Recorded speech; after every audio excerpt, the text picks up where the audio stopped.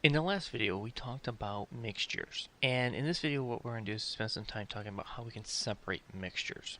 Well, first of all, mixtures are separable because the different components have different physical or chemical properties.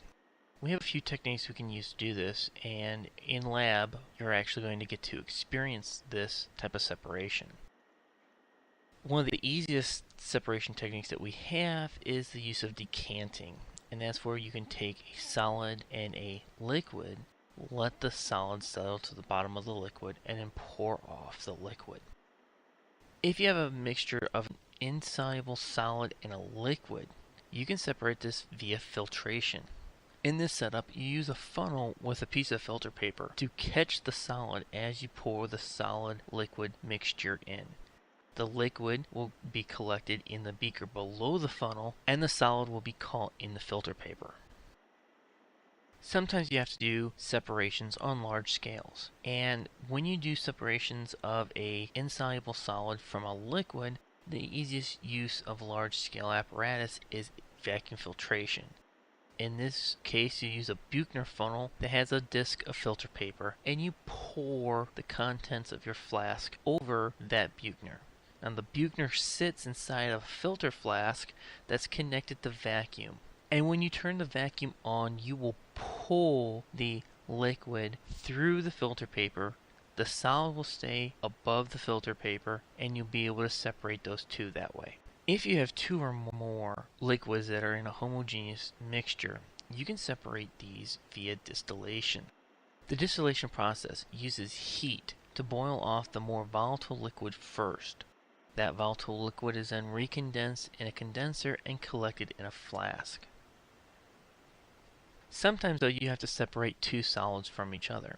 If you have a solid that can undergo sublimation at low temperatures, i.e. it can go directly from the solid state to the gas state, you can use sublimation to recover that material. The separation can be done in lab and is good for iodine.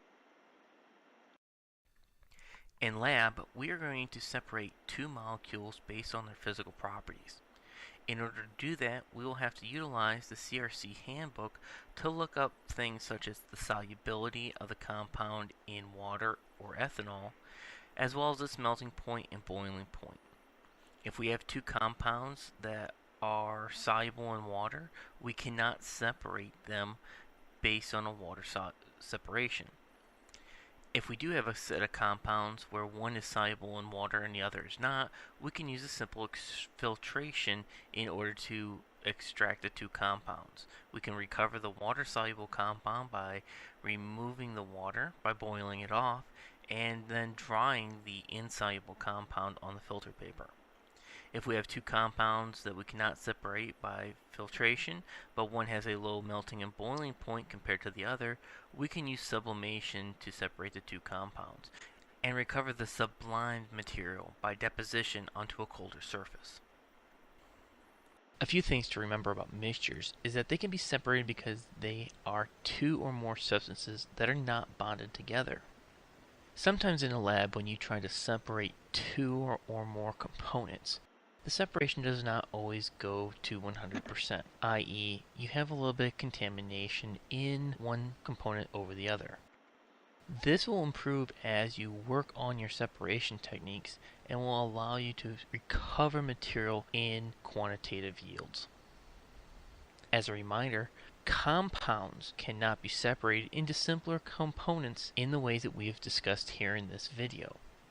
Remember that the components that make up the compounds are chemically bonded together. If I have carbon monoxide, I cannot separate the carbon from the oxygen without breaking the bond. And that is a technique that we have not discussed in this video.